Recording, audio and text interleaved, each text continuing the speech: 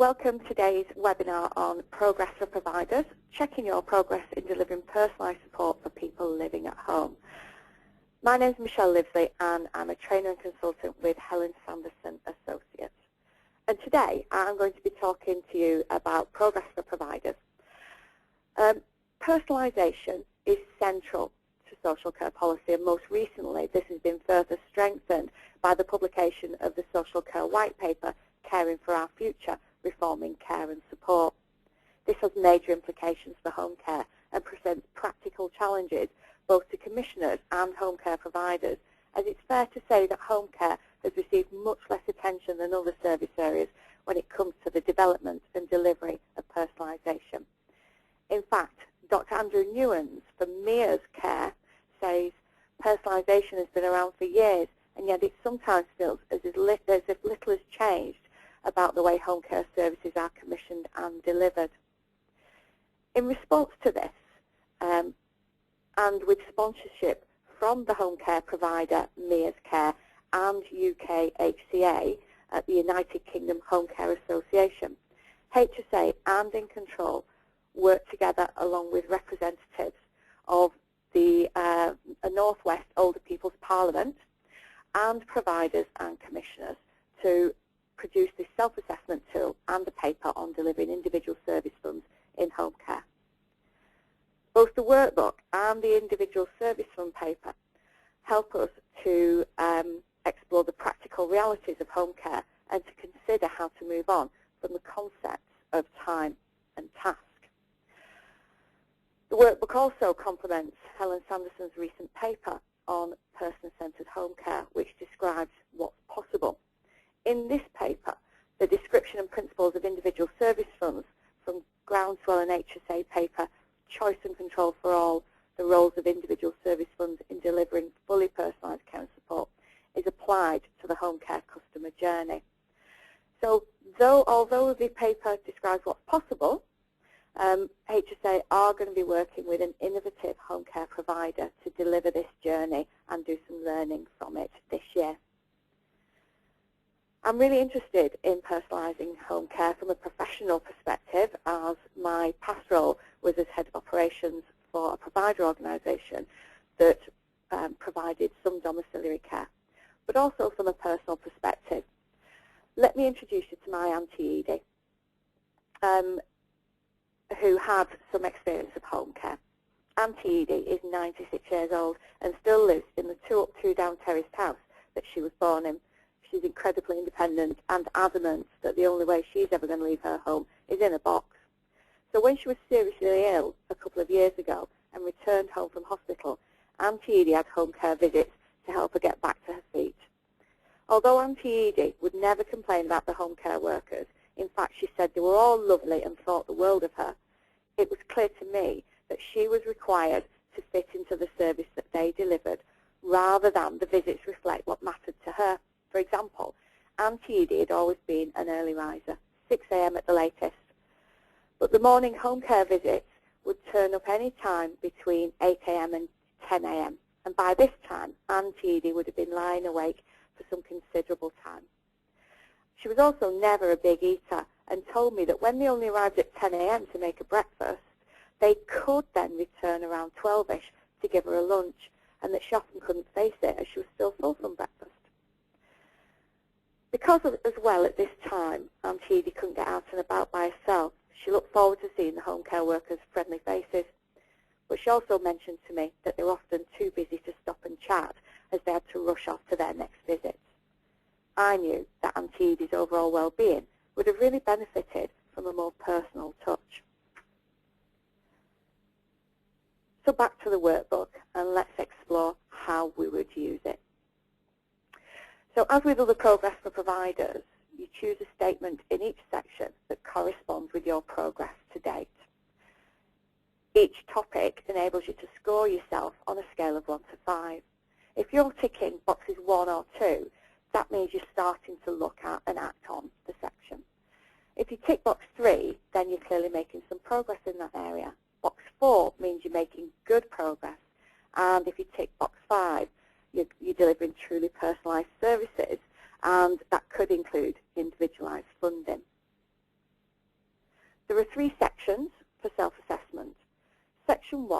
person focuses very much on what matters to the person now and in the future, their outcomes, and ensures that they're seen as an individual and treated with dignity and respect. This combats against the potential danger of staff seeing the person as a series of tasks that need to be completed before they move on to the next visit. Section 2, the family, focuses on the importance of recognising the knowledge and experience of family members and of involving them where possible in the support and care of their relatives. Section 3, staff and managers, focuses on the investment that needs to happen for workers and services to deliver person-centred, flexible care and support. In the Social Care Institute for Excellence's personalisation briefing, Implications for Home Care Providers, they say that the types of support that people who use services should not need to be confined to personal care. Support could also include a much wider range of offers, such as domestic help, support with household management and correspondence, gardening, and supporting people to get out and about in their community. They say that agencies may see this as an opportunity to set up other services based on what people tell them they want. I've got a couple of examples of some innovative service providers who are doing just that. So in the Wirral, one home care provider saw a niche in the market. So because of that, it's developed a day opportunity which enables older people to come along and spend the day with them, meet new people, bring their washing, and have a home-cooked meal.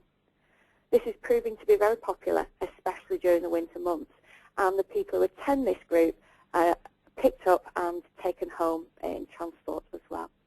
In Blackpool, another innovative home care provider has set up a range of initiatives in their attempt to combat the huge problem of isolation and loneliness.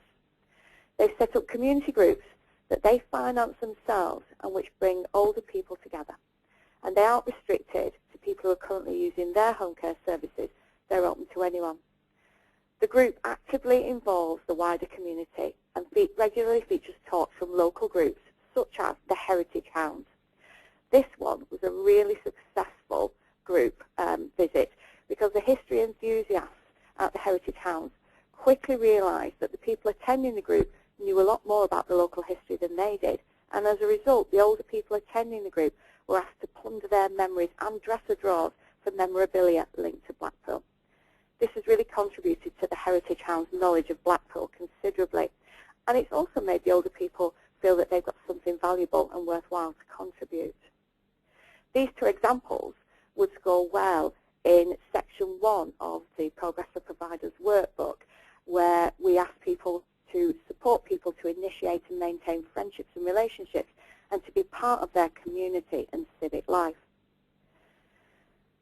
The Progress for Providers workbook really fits with the Social Care Institute for Excellence's recommendations to home care providers, but the emphasis needs to be on getting a clear idea of how the person wants to live their own life, and then giving assurance that you can provide a service that fits around them and their existing network. That's really contrary to much of current practice, where people are slotted into a very quick time and task system. Now, it's really early days for personalisation in home care, but it's clear that innovative providers are keen to see and act on what's possible.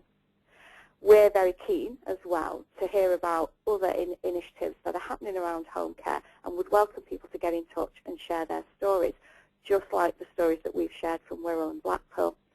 I'm also aware that Martin Routledge from In Control, in his recent blog on home care, has asked for interested counsellors and providers to get in touch in order to take this work forward.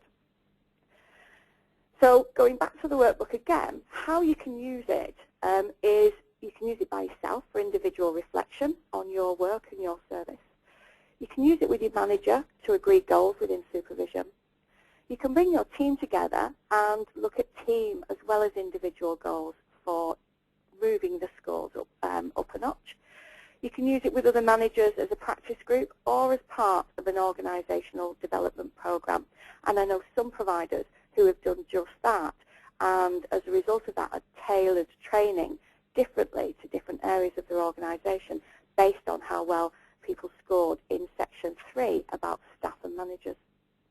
You can also use it as a follow-up to using progress for providers, checking your progress in delivering personalised services. So that's all that I have to share today, and thank you for taking part, and I hope this has been useful for you.